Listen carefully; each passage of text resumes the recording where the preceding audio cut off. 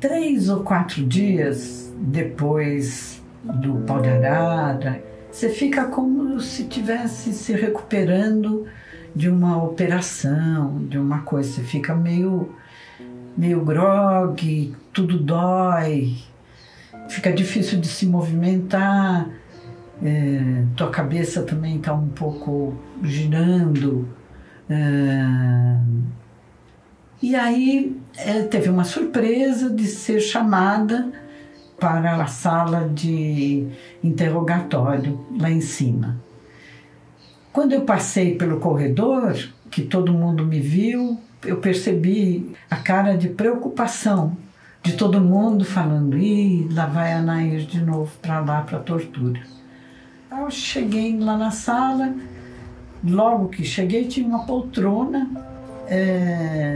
para eu me sentar, mandaram eu sentar, tinha vários delegados, tinha 4 ou 5 delegados, mais 2 policiais, e daí um dos delegados falou: eu quero uma cadeira que dê para ela ficar com os braços assim, bem confortável. Já achei estranho, mas enfim, como eu estava toda torta, traz alguma coisa aí para beber, quer chá ou café? O que você quer? Bom, para quem tinha 3 dias atrás sido chamada de puta, vagabunda, inútil e tal, falei: que circo é esse? E assim continuou o tempo inteiro. O delegado principal chamando massageia aí, trouxe creme, tudo para massagear as mãos dela. Massageia as mãos dela, as mãos, o pé também, os pés também. Sim, muita massagem, precisa sair esse roxo aí e tal. Eu comecei a ficar um pouco pirada. Falei: será que eu estava morrendo e eles estão fazendo tudo para eu não morrer? Quer um pãozinho? Quer café? Traz café aí. Gente, eu falei: eu tô ficando louca. A primeira coisa eu achei que eu estava pirada. A segunda coisa eu achei que eu estava louca. Porque não pude. Aí comecei a olhar atentamente. Não, eram os delegados do DOPS, todos com seus broches de Esquadrão da Morte, tudo a equipe era a mesma, o tratamento era diferente. Ninguém estava me perguntando nada de importante sobre quem era quem e tal, não. As perguntas eram sobre o que eu queria. O auge dessa história foi me trazer umas meias listradas, medonhas. E daí eu falei: para que essa meia? Teus pés estão gelados, vamos botar essa meia para aquecer. Daí que eu olhava a meia e falava: realmente eu estou entrando num circuito de lelé total. Depois de umas 2 horas de massagem nas pernas, nos pés, nos dedos das mãos e tal, fui de volta para a cela. Eu fui de volta para a cela numa tristeza, eu acho que eu estava com o ombro todo caído, assim, de medo. Bom, cheguei na cela achando que eu estava louca. Daí a Lúcia, a funcionária pública, olhou para mim e falou: que meias horrorosas são essas? Daí eu falei: bom, não estou louca, ela está vendo a meia existiu, portanto existiu a cena e tal. Quando a gente está numa situação como essa, a gente tem necessidade de explicar tudo, porque é importante, é questão de sobrevivência. Se eu estivesse começando a ficar louca, era bom eu saber, por mais contraditório que seja isso, era bom eu saber. Havia um menino do nosso lado, né, dos presos políticos, que fazia o circuito dentro das celas, né, dentro do corredor e tal, era quem levava comida e tal. E era ele que contava o que estava acontecendo. O consulado francês tinha recebido um abaixo-assinado de pessoas influentes na França e tinha marcado uma visita para mim e para o Jacques daqui a 1, 2 dias. Então, por isso que nós íamos ter esse tratamento VIP de massagens para a gente voltar a ter uma aparência minimamente normal. Como que surgiu esse pedido de várias pessoas, um abaixo-assinado? Quando eu cheguei na USP, fiquei muito decepcionada, achei ruim, achei as aulas todas chatas. Não só eu e todo mundo. Um belo dia, a gente falou, bom, chega, a gente só está vindo aqui almoçar e reclamar e reclamar. O que a gente pode fazer? Por que a gente não faz um simpósio? Mas simpósio, como assim? Como fazer um simpósio? Onde a gente vai arrumar dinheiro? Ah, vamos fazer na marra. A gente queria discutir a comunicação. Demos andamento a esse projeto de convidar as pessoas, explicando, fizemos uma carta. Não esquece que comunicação era uma coisa nova. Era a segunda turma da USP. E explicamos a nossa situação e que a gente queria fazer uma discussão séria para ter um programa que a gente achasse interessante e tal. Surpresa foi que todo mundo que a gente convidou aceitou vir nessas condições. A gente não tinha dinheiro para pagar passagem, a gente não tinha dinheiro para o hotel, nem para refeição e tal, mas refeição na hora do almoço seriam feitas na faculdade, porque assim eles se entrosavam com o público. E hotel também foi assim, eles dormiram em nossas casas. E dentre essas pessoas que vieram, um que de imediato se enturmou muito foi o Edgar Morin, que todos nós admirávamos, líamos, gostávamos, tal. Ele inclusive propôs que cada dia ele ficasse na casa de uma de nós, não só numa casa. Então foi uma confusão de mudar gente de lugar e tal, mas foi muito gostoso, porque se fez a comunicação. E depois o Edgar Morin manteve um laço conosco, e quando ele soube da nossa prisão, ele bolou o abaixo-assinado. Por que eu estou contando isso? Primeiro, para explicar para mim mesma, eu precisava naquele momento explicar o porquê daquele tratamento VIP, né, de massagens, e aí me deixar mais inteira. Segundo, porque é importante a gente perceber como a manifestação internacional conta, é importante. Na faculdade, na vida, a gente tem que procurar saída, entende? O Ailton Krenak fala uma coisa interessante, que não é pensar como que eu vou fazer isso se eu não tenho nada. É assim, eu não tenho nada, portanto eu vou fazer com nada e fazer as coisas com nada. É isso. Em decorrência desse famoso abaixo-assinado, nós tivemos direito, o Jacques e eu, a receber as crianças na sala dos investigadores lá. Então, veio a minha mãe e as 3 crianças. Imagina, fazia tanto tempo que eu não via ninguém, eles também não me viam, então foi um alento esse encontro, né? Poder ver as crianças, ver que estavam bem.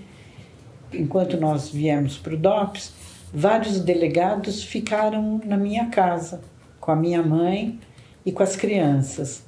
E eles falavam para as crianças que nós éramos terroristas e que a gente estava machucado, estava sem braço, estava sem perna. A Ariane, que era a mais velha dos 3, ela ficou o tempo inteiro verificando se eu tinha os braços inteiros, as pernas inteiras. E eu acho que ela tinha muita vontade de ficar abraçada, mas ela estava bem machucada, machucada internamente, eu digo, não machucada fisicamente. Deixaram a gente ficar um bom tempo com as crianças. Foi, ao mesmo tempo, bom e preocupante, porque dava para ver que eles não economizaram idiotices a falar com 3 crianças que estavam sem mãe e sem pai. Logo depois dessa visita das crianças no DOPS, teve a mudança a nossa mudança para Tiradentes, para o presídio Tiradentes. E a gente foi tirada do DOPS por causa do assassinato do Marighella. Estava tudo pronto para pegar o Marighella. As mulheres foram todas mudadas, as 13, e muitos homens também. Então vieram avisar que a gente, para pegar tudo, que a gente não voltaria mais para o DOPS, a gente ia para o Tiradentes. E as recomendações. Vou recomendar muito seriamente o que é. Vocês vão ter que sair na rua e pegar e subir no transporte arrumado para isso. Não pode uma falar com a outra, não pode rir, não pode levantar a cabeça, não pode cumprimentar ninguém. Mexeu com qualquer coisa, a gente atira. Estamos entendidos? Bom, o que fazer, né? Estamos entendidos. Saímos dessa maneira muito tensa. A Avenida Tiradentes é uma avenida muito movimentada e a Rua do DOPS também é pleno movimento. Desembarcamos no presídio Tiradentes. Logo que a gente chegou, fizeram a ficha de todas nós e daí nós fomos para ser revistadas pelas policiais mulheres. As policiais mulheres nos fizeram tirar a parte de baixo da roupa e ficar fazendo um agacha, levanta. Era óbvio, né, para qualquer pessoa que olhasse para aquele grupo de mulheres, de 13 mulheres, que nenhuma de nós seria minimamente capaz de sequer pensar de botar uma gilete, um canivete, alguma coisa nas nossas partes íntimas. Mas elas tinham um prazer enorme de ver nós 3, imagina, tinha 2 professoras da USP e elas capricharam nesse agacha, levanta, agacha, levanta, agacha, levanta. E fomos conduzidas para a torre. Para a gente chegar na torre, a gente tinha que atravessar um corredor onde tinha várias celas voltadas para esse corredor. Esse corredor era de cimento ao ar livre, todas as celas naquela época acho que tinha 170, 200 prisioneiras comuns viradas para esse corredor. O que eu lembro é que tinha esse quadradinho da prisão e tal, e aquele monte de rosto, monte de rosto, olhando para nós, algumas rindo, algumas querendo saber do que se tratava, muitas de dente muito estragado, muitas pintadas, e começaram a gritar coisas para gente, gostosas, lindas, bonitinhas, enfim, o que dava, mas eram elogiosos, não eram, elas não estavam nos atacando. Chegamos na torre, havia um portão fortíssimo de ferro enorme com um monte de cadeados que foram abertos. Daí a gente dava para uma escada, subimos as escadas. À esquerda tinha uma cela onde estava a Madre Maurina, católica, que tinha sido prisioneira, e a Dulce Maia, que foi uma das primeiras que chegou na Tiradentes e tal, que foi presa. E na frente de onde estava a Dulce Maia e a Madre Maurina, uma cela grande tinha 7 beliches e uma privada sem porta, uma privada aberta e era só o que tinha. Como essa cela foi desocupada na última hora, quando eles sabiam mesmo que havia o encontro com o Marighella, que o Marighella ia ser morto e tal, eles tiraram as correcionais, como eram chamadas as presas comuns, rapidamente. Então, quando a gente entrou, tinha um cheiro muito forte de sujeira e também elas foram obrigadas a sair rapidamente. Então, tinha muita coisa jogada pelo chão. A gente já tinha saído desses 45 minutos, 1 hora de senta-levanta. Chegou naquela cela, ai, que cheiro ruim, ai, que sujeira, ai, isso. Aí sempre tem alguém que tem mais bom senso e fala, gente, o cheiro tá ruim, a sujeira é grande, mas nós vamos ter que dormir aqui e já é tarde. Então, que tal começarmos a lavar a cela? Só tinha água, né? Água e balde. E ela jogar balde para cá, balde para lá, vassoura, e varre, e lava a parede, lava o chão, e lava a privada. Quando terminamos, estávamos todas mortas de cansaço. Foi assim que a gente tomou banho, botou uma roupa limpa e falamos, amanhã a gente vê o que faz. E fomos dormir, nossa primeira noite da Torre das Donzelas, limpinhas. No dia seguinte, acordamos cedo, todo mundo levantou no pique de, arrumar a vida, né? Começamos a arrumar um pouco a cela, no sentido de ter um pouco a nossa cara. Tiraram absolutamente tudo da gente. Tudo era muito perigoso. Então tiraram lápis, caneta, borracha, papel. Naquele tempo se usava muito aqueles sutiãs com ferrinho aqui. Tiraram os ferrinhos. Literalmente a gente tinha a gente mesmo.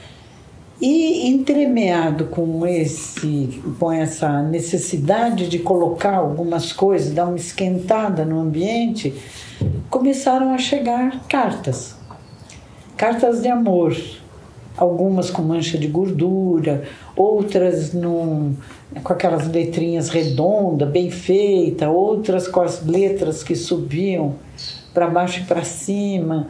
Foi interessante, de repente, a gente ter uma coisa mais carinhosa do que a gente tinha tido até então. E nos dias seguintes, continuaram a chegar as cartas e a gente começou a ficar um pouco preocupada, porque eram cartas muito de amorosas, querendo marcar encontro, não sei como, não sei de que jeito. A gente começou a ficar um pouco com medo, era uma desproporção muito grande entre nós e elas, né? Elas eram mais de 160 presas correcionais e nós estávamos em 13 mulheres. Eu acho que foi a Laís, que era jornalista e tal, e que teve a ideia, falou, gente, nós não vamos continuar com esse medo e tal, vamos chamar elas para conversar. Aí foi aprovado isso, que a gente ia chamar as presas comuns para conversa. Elas vinham, na realidade a gente estava num patamar acima e elas ali embaixo, mas elas conseguiam, atrás das grades, elas e nós, a gente conseguia ter comunicação, falar. Marcamos um horário e vieram, não sei quantas vieram, mas era aquele monte de rostos lá embaixo e a gente lá em cima olhando. E daí a gente teve o primeiro diálogo frente a frente, apesar de 2 grades e cadeados 1000 nos separaram. E falamos, olha, muito obrigado, vocês escreveram cartas lindas, ficamos contentes que a gente desperta esse sentimento de amor com vocês e tal, mas a gente queria explicar um pouco por que nós estamos aqui, porque quem somos. Daí uma delas falou, isso aí não precisa explicar não, a gente já sabe, vocês são todas terroristas. E nos pegou de surpresa, porque nem a gente mesmo tinha se habituado com esse nome, né? Terroristas. Mas daí foi um bom exercício de conversa. A gente falou, por que você acha que a gente é terrorista? Porque a gente sabe, a gente lê no jornal que vocês são todas terroristas. Nós explicamos, olha, na realidade, quem dá o nome de terroristas para nós são esses policiais que prendem vocês e que chamam vocês de putas, de vagabundas, e que bate, que vocês é menos que nada. A imprensa que tem interesse de que vocês sejam tratadas como tal. São essas pessoas que decidiram nos chamar assim, porque é conveniente para eles nos colocarem perante vocês, inclusive, como terroristas. Mas, na realidade, nós temos nossos companheiros, temos filhos, algumas de nós vão na escola para aprender a estudar, outras vão para dar aula. Não somos pessoas que estamos aí andando armada, né? Ninguém anda armado, não somos pessoas parecidas com vocês, todas nós trabalhamos. Daí, não a mesma que falou que nós éramos terroristas, uma outra, falou, mas o que vocês querem? O que vocês querem fazer? Por que vocês estão aqui? Então, a gente está preso porque nós queremos um mundo mais igual. A gente quer que todo mundo, todas as crianças tenham uma boa escola, todo mundo tenha o seu arroz, feijão. A gente quer que as pessoas tenham acesso a uma vida cada vez melhor. Mas só isso? Só por causa disso vocês são presas? Nossa! Foi um papo que transformou esse medo, esse receio, essa incompreensão em termos aliadas. As correcionais foram excelentes aliadas. Elas nos ensinaram muito. A primeira coisa interessante é que quando a gente perguntava por que você está aqui? Nenhuma falava por que era, falava artigo 182, artigo 215. E a gente começou a aprender os artigos, o que eram, a que se referiam. Depois, elas nos ensinaram como usar a Teresa. A gente ouvia falar, mas dá para a gente fazer isso na Teresa.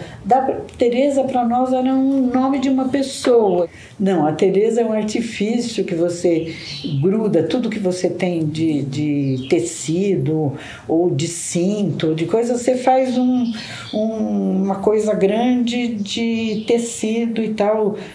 Você amarra um saquinho, alguma coisa que contenha outras coisas. E joga forte por uma janela ou pela grade e tal, para o outro grupo de pessoas. É assim que a gente recebia coisas delas e mandava coisas para elas. Elas tinham muito mais movimentação do que nós. Não dava para elas, naqueles cubículos, ficarem o dia inteiro. Era impossível, porque eram cubículos muito pequenos, onde ficava 15 pessoas. Então, eles abriam durante o dia para elas ficarem andando pelo corredor. Elas não tinham acesso a subir na torre. Então, chegando até a torre, elas podiam, através da Teresa, se comunicar conosco. Tinha um vendedor de bugiganga comestível, de pequenos docinhos, e que ele passava lá no corredor. Elas tinham acesso a ele, era uma pessoa só, um senhor, e ele podia trazer jornal e tal. Os primeiros jornais que elas trouxeram, a gente estava com tanta ansiedade de saber, porque a gente sentia um humor, sentia que alguma coisa de muito grave estava acontecendo, mas a gente não sabia o que era. A gente estava louca para que elas lessem o jornal e falando, não precisa mandar para a Teresa, abre aí o jornal. E daí elas leram as manchetes, né, da capa, e elas achavam que acabava ali, tinha lido, o jornal era a primeira página. Daí a gente começou a explicar, não, olha, vê o que está escrito aí, continua na A, tal, olha lá em cima e tal. E aí elas aprenderam a achar as notícias e foi através delas, da leitura delas, que a gente tomou conhecimento do assassinato do Marighella na Alameda Casa Branca.